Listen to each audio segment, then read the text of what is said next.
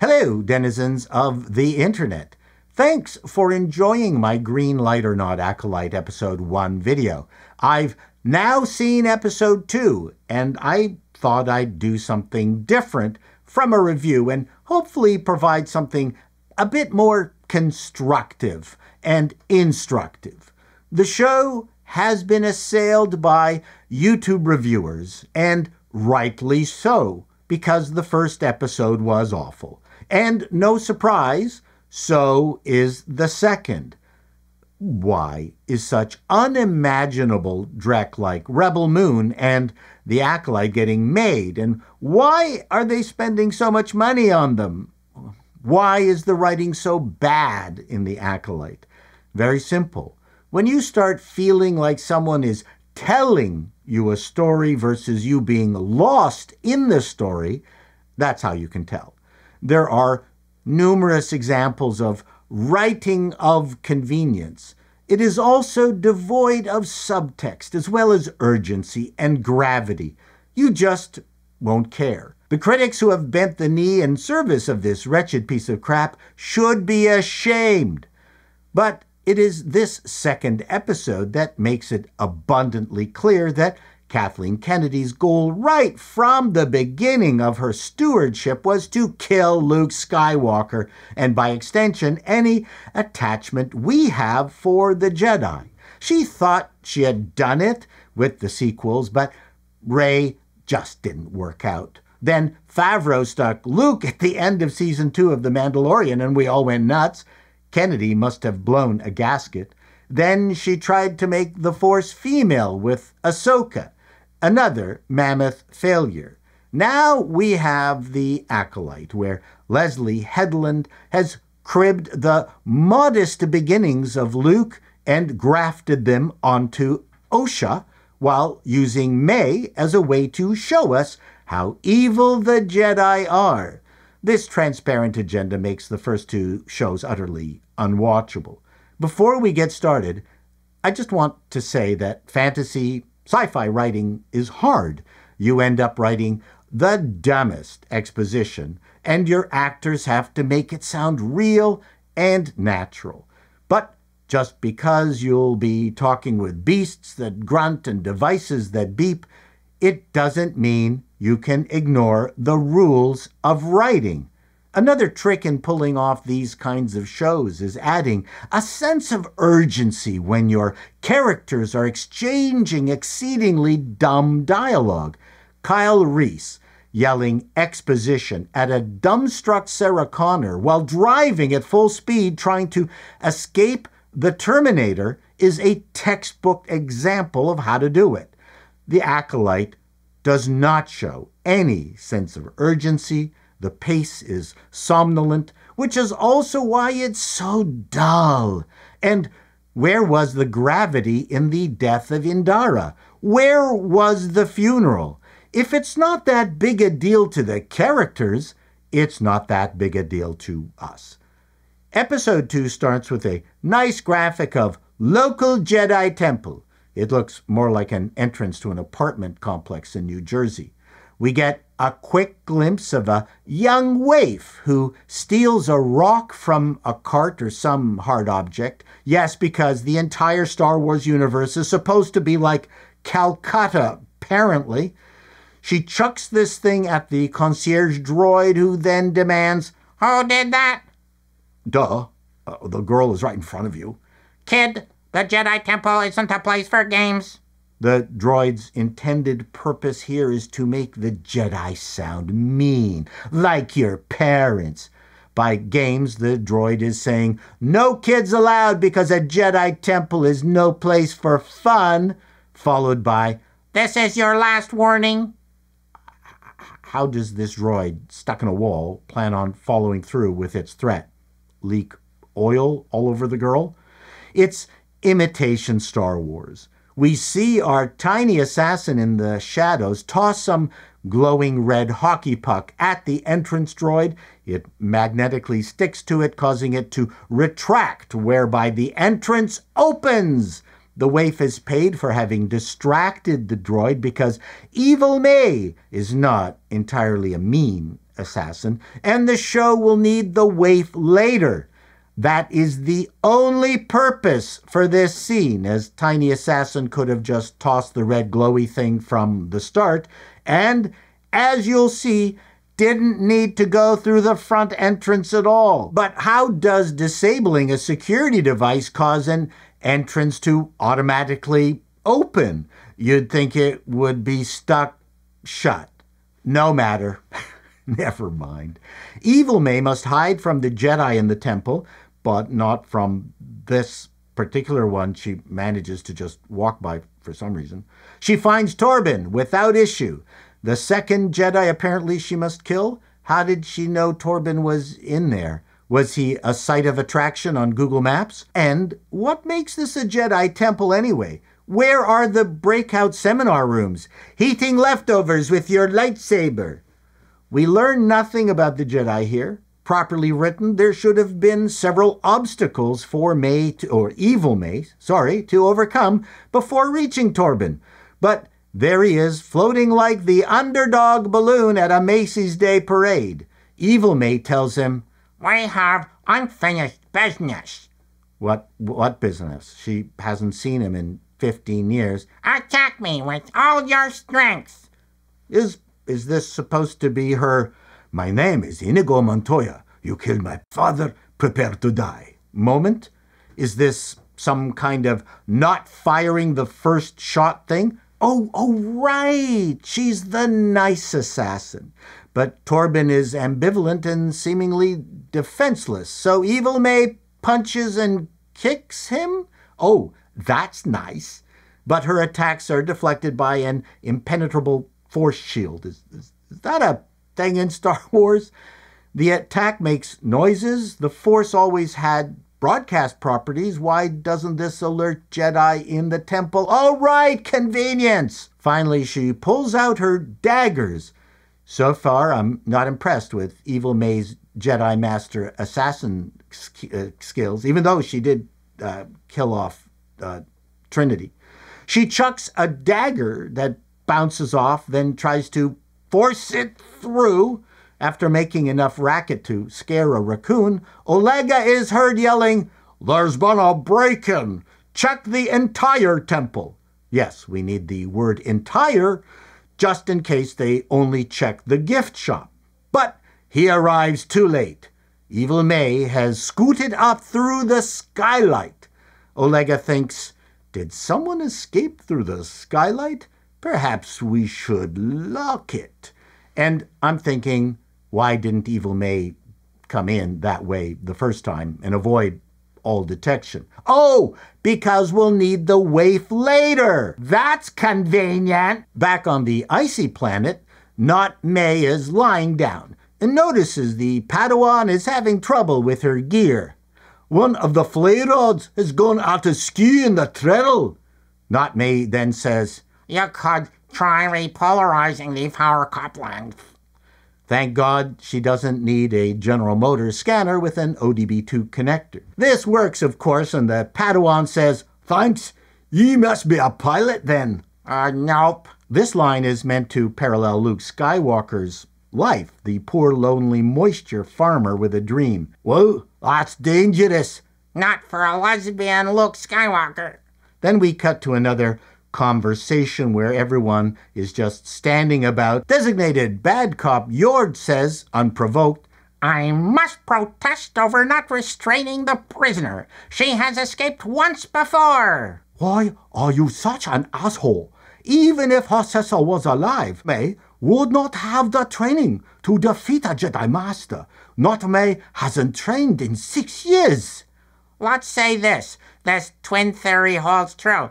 Have you ever had sex with twins? Oh my. Yod, I'm going to pretend I'm the Sphinx from Mystery Men and say something obscure and old Jedi-like. When you care what is outside, what is inside cares for you. This entire scene was designed to show us how great Not May is, because they are desperately wanting her to be the hero of this investigation. People have lives. I'm assuming Jedi have lives also. A good writer would include dialogue that advances their character, their relationship to each other, their fears, along with this plot.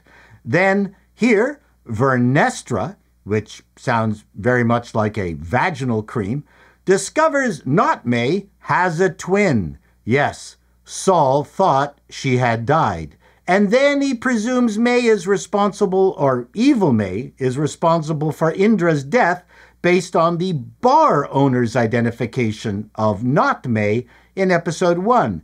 How convenient. This would have been better if there was still some confusion. But Vernestra says, I'm inclined to agree. Why? Why is she inclined to agree?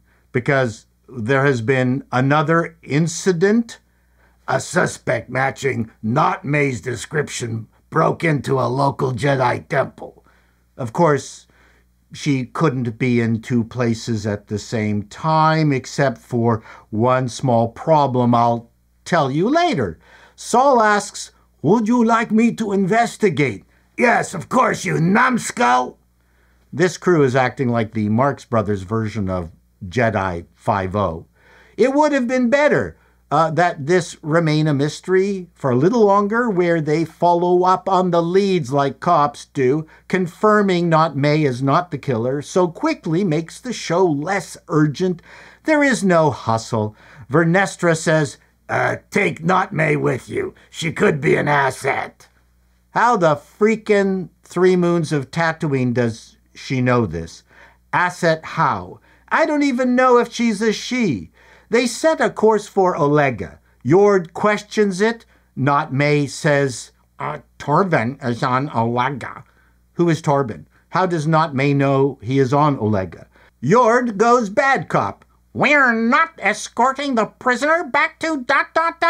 Not May, he's coming with us. We're not rooting for Not May. Yord is pussy whipped into setting a course for Olega. Evil May, still going with the Koof masking protocol, makes a determined beeline to a store with no establishing shot. The script supervisor missed that one. Evil May enters the mystery boutique, and she's clearly pissed off at the guy sleeping in the rear. She heaves a cup at him. He wakes up. Not Ezra Miller says he waited all night for what? For her to return? Why here? He asks, where has she been? But if they had made arrangements to meet, that would mean that they are in this together, and he would have known where she had been. Evil May responds, out there risking my life. I didn't understand the petulance. Is she claiming to be the victim after not being able to kill a defenseless floating Jedi? The conversation mysteriously flips to a fashion question. What the hell? Kamir says, oh, I took it off the guy who owns the place. Yeah, I'm blending in. Now, I'm lost. Did he kill the owner of the shop? When? If they were supposed to have met back at the shop that night, then Evil May would have been in on the shopkeeper's disappearance, because otherwise, how would she have known to head to the shop in the morning? All right, convenience. How long has not Ezra Miller been an accomplice of Evil May's? This is so unbelievably stupid, there are no words to describe it. Evil May says, you can blend in without sampling the merch. Ouch. Now we know who's boss. Oh my gosh, he was worried. Clearly he lost his dick during fights with the anarchistic marauders from the Outer Rim. So, did you kill the guy? That sounded awfully colloquial. So, Vader, did you kill the guy? I was this close. Missed it by that much. Find his weakness. Why would not Ezra Miller say that? Evil May hadn't described what happened. He doesn't have one. Wow, you Gen Zs know nothing about persistence. Everyone has a weakness. He's impenetrable. What's impenetrable? How? I've lost all respect for Evil May being this Jedi assassin. I need a weapon. Make me a poison. She hands him a sachet of citrus spice potpourri. How is Evil May running out of time? Oh, this is supposed to be funny. And this is an exceedingly clumsy attempt at setting up and advancing the plot. Oh, she has to defeat a Wookiee Jedi. A total of 4, it seems. But if not Ezra Miller knew about Torben and the Wookiee, why wouldn't he know about the 4th, which is obviously going to be Saul? I'm sure Lee Jung-jae will be relieved to leave this train wreck and get back to Squid Game 2. Evil May has to kill one of them without a weapon. All right, convenience. Does boredom count? But this one, she needs to do her way. So why isn't she making the poison herself? We all do, buddy. Seemingly, they have to keep telling each other that the Jedi are really the bad guys. And apparently, the citrus spice potpourri will give Torben absolution. That's a bit judgy, don't you think? Evil May leaves threatening, not Ezra Miller. It wouldn't bode well for either of us if you told him about this. Oh boy, not Ezra Miller is really scared of being boded. Seriously, unless not Ezra Miller is involved in some dramatic twist, this entire scene was worthless. Back on the dullest Jedi party spaceship ever, Not May is exhausted playing with her vibrator. Thankfully, Saul shows up to say stupid shit because this story hasn't been eye-wateringly boring enough. Oh, what is that? Oh, this is exposition that confirms I'm super smart for a girl. No, your tattoo, dear Lord. This has got to be a Leslie Headland insert. I'm sure her parents hated her tattoos, and the writer's room had a good cry over this. Do you believe that Evil May is behind Indara's murder? And do you believe in magic in a young girl's heart? Don't ask, Not May. Find the evidence yourself. Do something, anything. Let's have some action. It's the only way to explain all of this? No, it could be a different tiny black woman with tight dreads with the ends dyed red. He wanted to save them both, so he's not such a bad Jedi, but Evil May will still have to cut him down because he's not feeling bad enough about it. Oh, they're letting her show some humility. Nope, they've let her off the hook. Not her fault. She's fabulous. Please make sure your tray is stored and your seats are in the upright position. Oh, we didn't think Coruscant could be interested in our little break-in. Yes, this crime might be connected. Vernestra said it was connected, but how would she have known that until we get through this scene with the waif's confession and identification? I'm getting ahead of myself. Meanwhile, Torben waits to get killed so he can pick up his paycheck. Evil May drops through the skylight. She should have come in the first place. Please walk us through what happened last night. I am on the edge of my seat.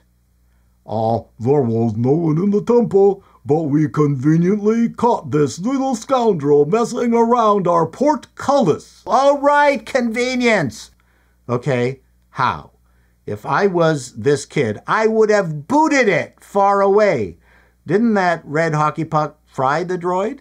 Did it record everything to an SD card? We cut back to a painful monologue where we find out Torben took a vow of silence just to get women to shut up. Outside, the Padawan brutally questions the waif who confesses to activating the security droid. Not May gets fingered by the waif. Do you see my point here? Neither Olega or Vernestra could have made any connection between Not May and Evil May without this girl fingering Not May in this scene. Oh, that's why Vernestra said to take Not May because she would be an asset. not to the investigation, but to the writers who are idiots. All right, convenience. And why isn't Olega shocked to find the potential intruder standing right in front of him? Because the writers forgot to think about that. Saul asks, I would like to speak with Master Torben, please. Master Torben hasn't spoken to anyone in over 10 years. Why wouldn't Saul know this? Of course he would know this. He will speak to me. No, he won't. He took the Barash vow. One would think that that was a Jedi thing respected by all Jedi. We went to hockey camp together. Cut back to Hovering Jedi, where Evil May inexplicably says, I offer you a choice. Confess your crime to the Jedi Council or receive the forgiveness you seek right here, right now, from me. Torben wakes up and says, I didn't expect a kind of Spanish Inquisition. Nobody expects the Spanish Inquisition. I wish. Anyway, Torben drinks the liquid, which I'm pretty sure he thought was a shot of Jägermeister because no one told him it was poison. He dies. Evil May disappears up the skylight. That should have been locked earlier. Not May gets to the body before anyone, somehow. Even she wonders why the skylight isn't locked. Oleg jumps to the only possible conclusion based on the visual evidence. Oh, we've all heard that one before. He was poisoned. Suddenly, Jord enters and says, She didn't do it. My sights were on her the entire time. Perhaps you should have been watching Evil May, you fucking moron. This master was dead when we arrived. Thank you, Jord, but I'm still not having sex with you. I'm a lesbian. And on this mess goes.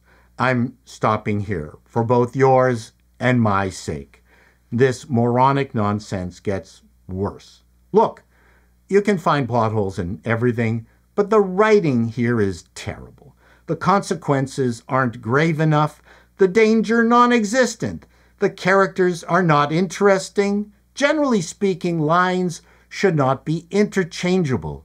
Only Jord's horrible lines are unique to Jord.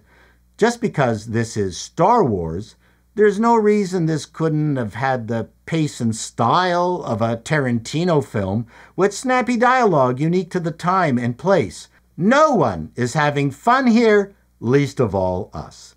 And as I said, the whole point of this series is to further bury Luke and the Jedi because the women who run this ship hate them and always have. If I do another detailed breakdown like this, would you want me to follow it through to the bitter end? Please tell me in the comments. Till next time, denizens, be seeing you.